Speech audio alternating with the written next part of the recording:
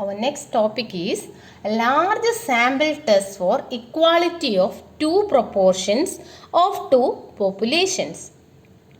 To test whether the difference of two proportions is significant, we have the null hypothesis H0 P1 is equal to P2 against the alternate hypothesis H1 P1 not equal to P2 or H1 P1 greater than P2 or H1 P1 is lesser than P2.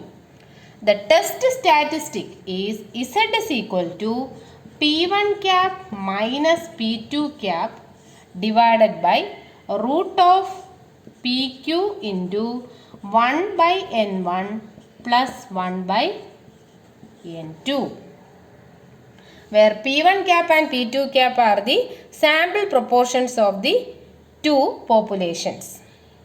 Now, if the population proportion P is not given, then we can find P using the formula P is equal to N1 P1 cap plus N2 P2 cap divided by N1 plus N2. After finding P, we can find Q by 1 minus P and we can substitute in the test statistic P1 cap minus P2 cap divided by root of PQ into 1 by N1 plus 1 by N2. N1 and N2 are the two sample sizes.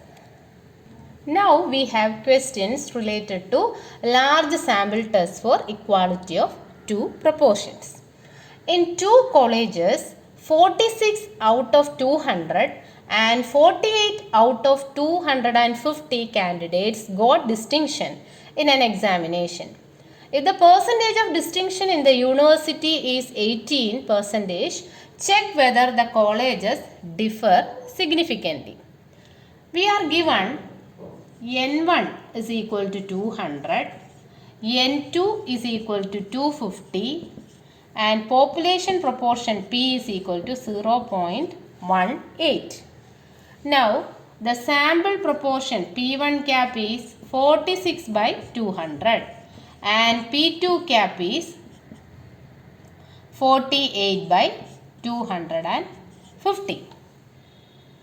Now, the null hypothesis is H0 P1 is equal to P2 and we have to check whether the colleges differ significantly. So, the alternate hypothesis is H1 P1 not equal to P2. The null hypothesis is H0 P1 is equal to P2 against the alternate hypothesis H1 P1 not equal to P2. So, this is a two-tailed test. Therefore, we have to find Z alpha by 2. Since alpha is not given, we can take it as 5% level of significance and we have Z alpha by 2 is equal to 1.96. And the test statistic Z is Z equal to P1 cap minus P2 cap divided by root of PQ into 1 by N1 plus 1 by N2 equal to 46 by 200 minus 48 by 250 divided by root of 0.18 into 0.82 into 1 by 200 plus 1 by 250 and we get this is equal to 1.043. Z alpha by 2 is 1.96 and Z is equal to 1.043. Now we have to compare our test statistic Z and Z alpha by 2. For two-tailed test, we know that if mod Z greater than Z alpha by 2, we reject H0. If mod Z is greater than Z alpha by 2, we reject H0. But here, mod Z is 1.043 which is lesser than Z alpha by 2. So, here we have mod Z less than Z alpha by 2.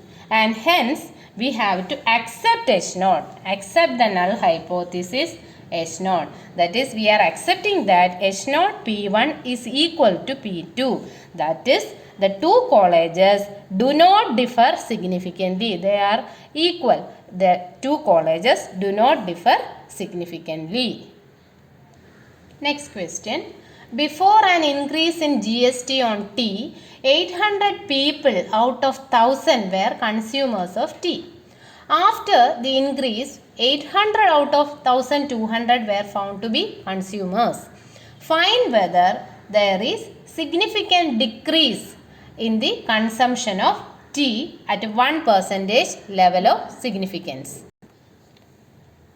We are given N1 is equal to 1000, N2 is equal to 1200, P1 cap is equal to 800 by 1000, P2 cap is equal to 800 by 1200. Here the population proportion P is not given. So we can find using the formula P is equal to N1 P1 cap plus N2 P2 cap divided by N1 plus N2, which is equal to 800 plus 800 divided by 2200, and it is approximately 0.7273. So that Q is equal to 1 minus P, that is 0.2727. Approximately it is 0.2727. Now since we are asked to find whether there is significant decrease in the consumption of tea, our null hypothesis is always H0 P1 is equal to P2, and the alternate hypothesis is H1 P1 is greater than P2. We have to check whether there is significant decrease. The proportion has decreased in the second case. So H1 P1 is greater than P2. So we have a right-tailed test, and we have to find Z alpha at 1% level of significance. It is 2.33 from the standard normal tables. Now we have to find the test statistic Z, and the formula is P1 cap minus P2 cap divided by root of PQ into 1 by N1 plus 1 by N2, that is 800 by 1000 minus 800 by 1200 divided by root of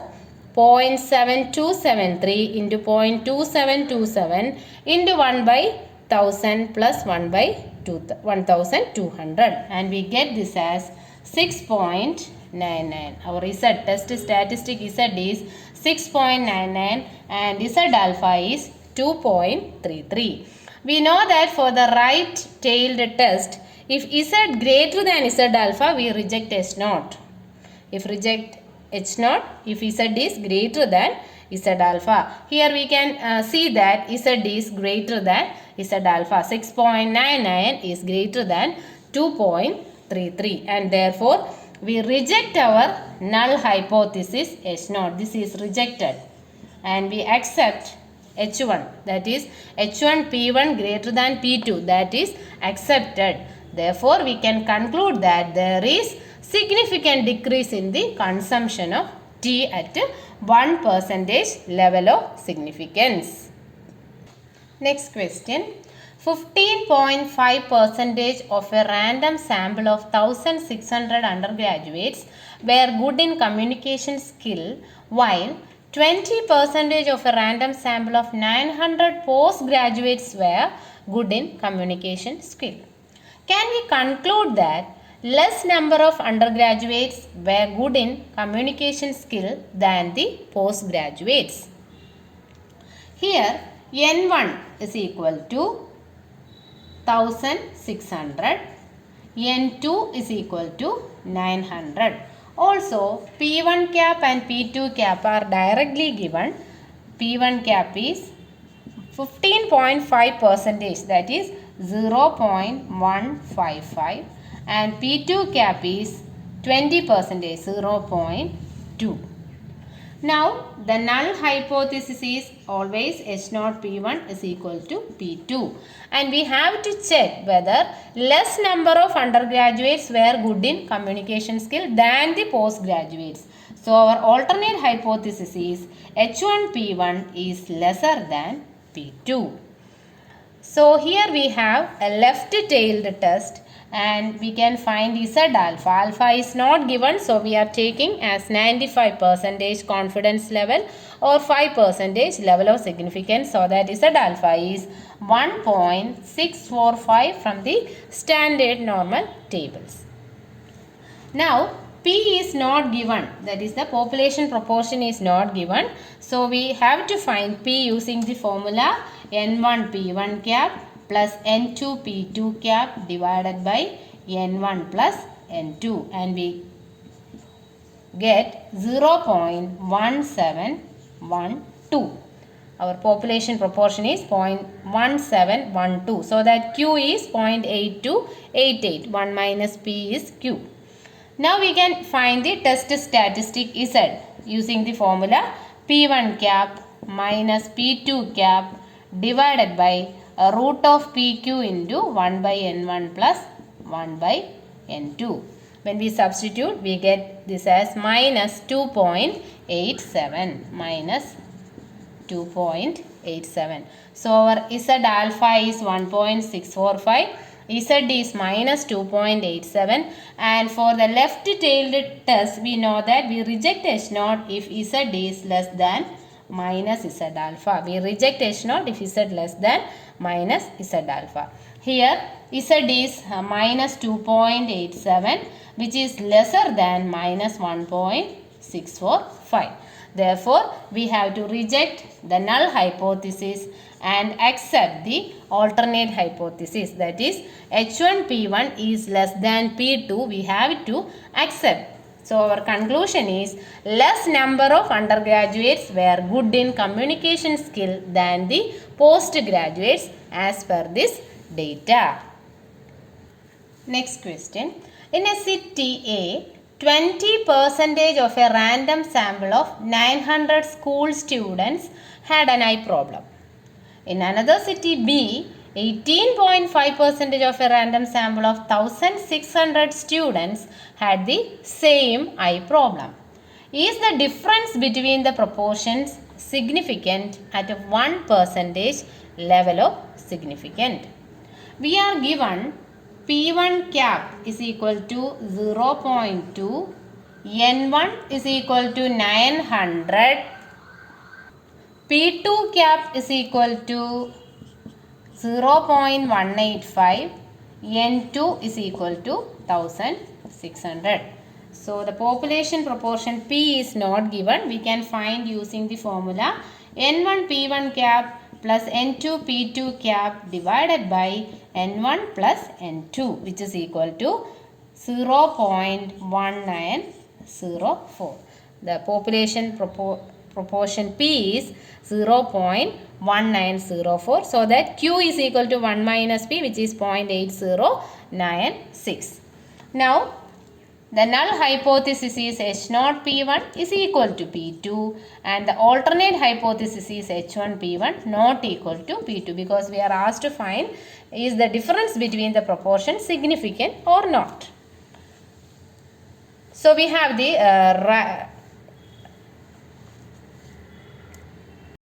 two-tailed test H1 P1 not is equal to P2. So that Z alpha by 2, we are given alpha is 1% level of significance. So Z alpha by 2 is 2.575.